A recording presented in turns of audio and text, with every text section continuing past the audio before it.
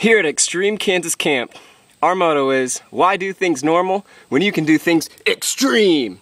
Let me show you what I mean.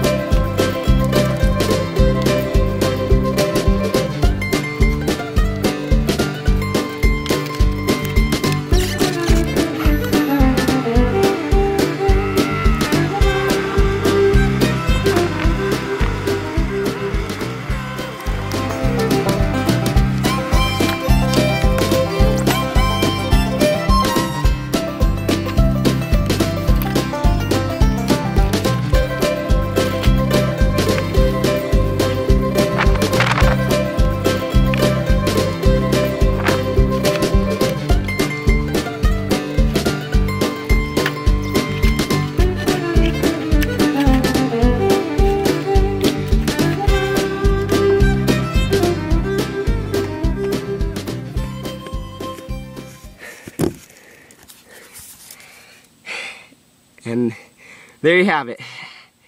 That's how the pyramids were built. Just some good slave labor force and sleds. They didn't have dollies.